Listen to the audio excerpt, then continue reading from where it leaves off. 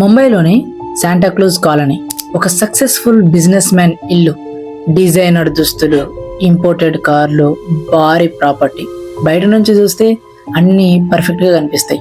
కానీ ఆ ఇంటి లోపల మాత్రం ఒక భార్య తన భర్తకు రోజు కొద్ది కొద్దిగా విషం కలిపి ఇస్తుంది.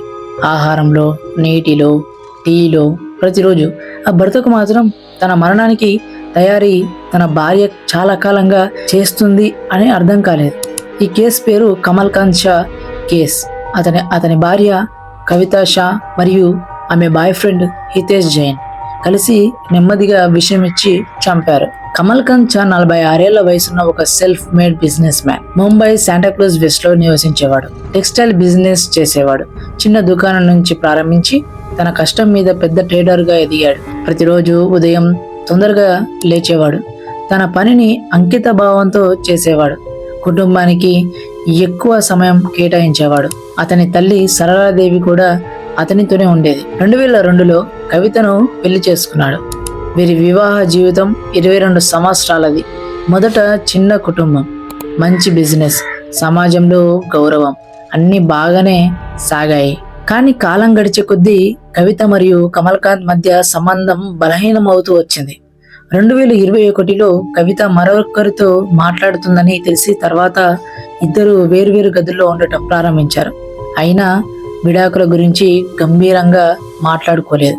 ఇదే చివరికి అతని ప్రాణాలను తీసింది. కవిత బయటకు చాలా సాధారణ హౌస్ వైఫ్ లా కనిపించేది. కానీ ఆమె లోపల ఒక పెద్ద రహస్యాన్ని దాచుకుంది. ఆమెకు హితేష్ జైన్ అనే వ్యక్తితో 10 సంవత్సరాలుగా సీక్రెట్ రిలేషన్షిప్ ఉంది. హితేష్ 56 ఏళ్ల వయసున్న వ్యక్తి. అంతేకాదు, అతడు కమల్ కాంత్ కు స్నేహితుడు కూడా. గార్మెంట్ బిజినెస్ లో పరిచయం అయ్యి ఆ పరిచయం కొద్దిగా అక్రమ సంబంధంగా మారింది. ఈ బంధం అంతా బలంగా మారింది. ఇద్దరు కలిసి జీవించాలని నిర్ణయించుకున్నారు. కానీ ఒకే ఒక అడ్డంకి, కమల్ కాంత్. అతని ప్రాపర్టీ, అతని జీవితం. డైవర్స్ జరిగితే ప్రాపర్టీ పంచుకోవాల్సి వస్తుంది. కానీ అతను బ్రతికుంటే కవిత ఎప్పటికీ అతని భార్యగానే ఉంటుంది. అందుకే ఈ ఇద్దరు కలిసి ఒక భయంకరమైన ప్లాన్ వేశారు. కమల్ కాంత్ను శాశ్వతంగా తమ దారిలో తొలగించడం. 2022 ఆగస్టులో కమల్ కాంత్ తల్లి సరళాదేవి ఆమెకు అకస్మాత్తుగా కడుపు నొప్పి, వాంతులు, బలహీనత వచ్చాయి. 13 ఆగస్టు 2022న ఆమె మృతి చెందారు. అందరూ సహజ మరణమే అని అనుకున్నారు. కానీ నిజానికి అది ఒక ట్రైలర్ మాత్రమే. పోలీసు దర్యాప్తుల తర్వాత బయటపడింది.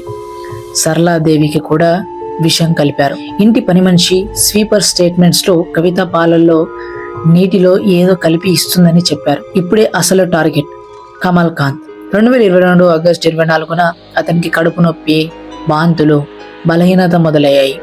తల్లి లక్షణాలు లాగే. డాక్టర్లు మందులు ఇచ్చారు. కానీ ఫలితం లేదు. బరువు తగ్గిపోయాడు, జుట్టు ఊడిపోయింది, శరీరం పూర్తిగా నిరాశించిపోయింది. సెప్టెంబర్ 3న అంధేరి హాస్పిటల్లో అడ్మిట్ చేశారు. అక్కడ నుంచి బాంబే హాస్పిటల్కు తరలించారు.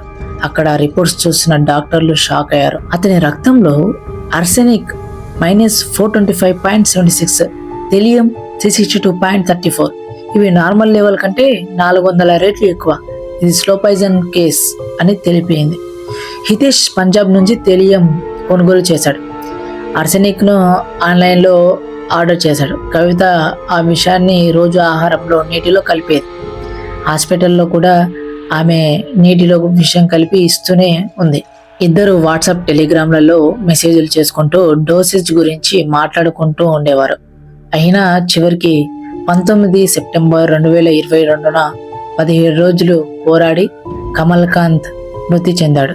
మొదట ఇది సహజ మరణంగా కేసు నమోదు చేశారు.